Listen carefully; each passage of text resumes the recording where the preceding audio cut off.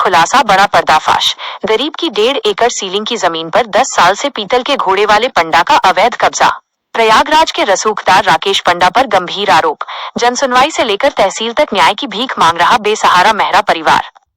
नर्मदापुरम माखन नगर, 8 अगस्त 2026। विशेष ग्राम रिपोर्ट, कमल मेहरा, जिला bureau chief, Narmadapuram. Digital media, Pradesh Khulasa, live news, खबर भी असर भी, लोकतंत्र की रक्षा भी। मध्य प्रदेश के नर्मदापुरम जिले के माखन नगर बाबई तहसील से एक बार फिर भू माफिया की दबंगई और गरीब के हक पर डाका डालने का सनसनीखेज मामला सामने आया है।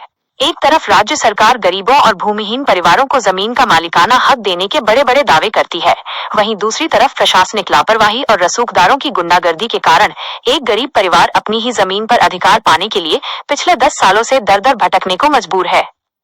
क्या है पूरा मामला?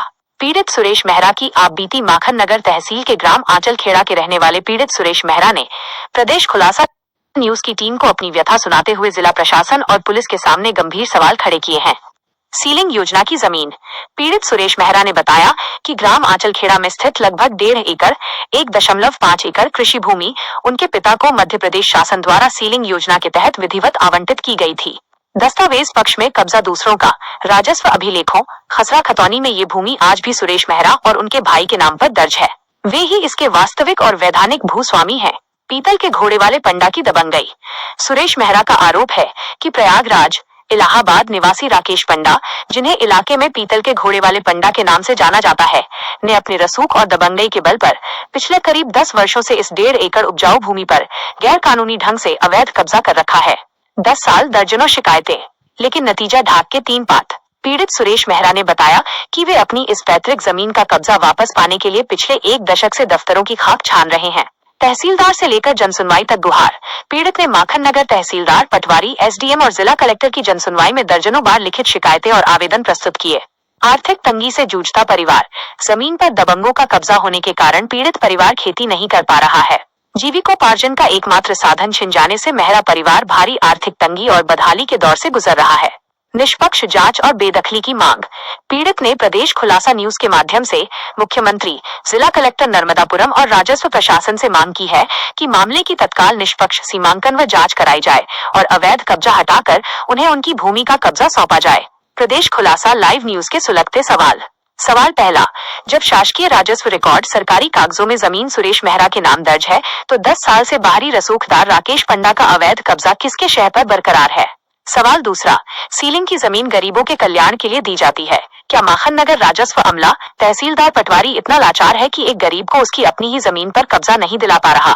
सवाल तीसरा, क्या जिला प्रशासन इस 10 साल पुरानी लंबित शिकायत का निपटारा कर पीड़ित परिवार को न्याय दिलाएगा या फिर गरीब ऐसे ही दफ्तरों के चक्कर काटता रहेगा? प्रदेश खुलासा की विशेष संपादकीय टिप्पणी। गरीब की जमीन पर रसूखदारों का डाका बर्दाश्त नहीं, तुरंत चले कानून का चाबुक।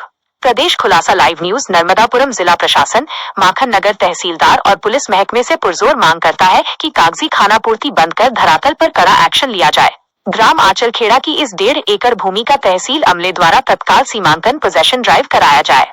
अवैध रूप से कब्जा जमाने वाले कथित पीतल के घोड़े वाले पंडा और उनके सहयोगियों पर भू माफिया अधिनियम के तहत सख्त कानूनी कार्यवाही कर पीड़ित सुरेश मेहरा को उनकी जमीन का वास्तविक कब्जा दिलाया जाए। प्रदेश खुलासा न्यूज इस पूरे मामले की पल पल की अपडेट पर अपनी बेबाक नजर बनाए रखेगा। रिपोर्ट, कमल मेहरा, जिला bureau chief, Narmadapuram. Digital media, Pradesh Khulasa live news, Madhya Pradesh. खबर भी असर भी, लोकतंत्र की रक्षा भी। कहाँ के निवासी हैं आप? हम होशंगाबाद के हैं। क्या मामला है आपका? ये ज़मीन का है, हमारे पैतृक ज़मीन है हमारी, तो वो अभी तक हमको मिली नहीं है। कितनी ज़मीन है आपकी? वो 1.5 एकड़ करीब है, मतलब 1.5 सीलिंग एकड़ से मिली थी वो ज़मीन। हाँ। पिताजी को मिली थी, लेकिन अभी तक हमको कब्जे में नहीं है हमारे वो। तो उस ज़मीन पे अभी कौन खेती कर रहा है? वो अभी वही कर रहे हैं, पंडा जी कर रहे हैं, इलाहाबाद वाले पंडा। अच्छा, तो वो लोग कर रहे हैं, हम जाते हैं करवाने के लिए तो वो मना कर देते हैं हमें।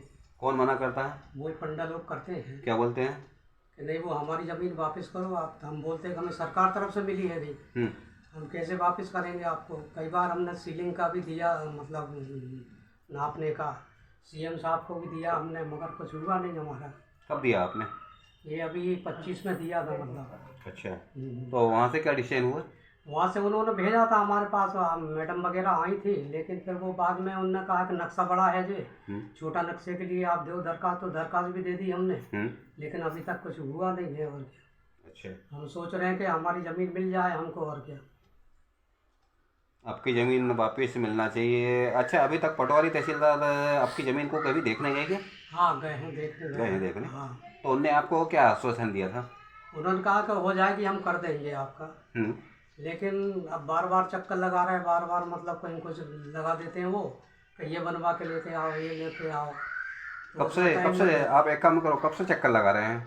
अरे हमें तो बहुत समय हो गया, करीब 2017 की बात है। 2017 से तहसील के चक्कर लगा लगा के आप परेशान हैं, हाँ, लेकिन आपकी सुनी नहीं जा रही है। हाँ, नहीं सुन रहे हो। क्या चाहते हैं आप? हम चाहते हैं कि हमारी ज़मीन मिल जाए हमको, हमारे पिताजी की, हमारे, हम करेंगे और क्या। हाँ जी। अब वो देखते देखते तो वो भी ख़त्म हो गए, माँ भी ख़त्म हो गई है। उन्होंने सोचा कि अब मिलेगी, लेकिन नहीं मिल पाई। आपके वो ज़मीन में कितने हिस्सेदार हैं? 2 हैं। हमारा छोटा वाला भाई है जो भोपाल में है अभी, और एक में हूँ, माता जी है तो वो शांत हो गई है। Okay, thank you. दोनों है।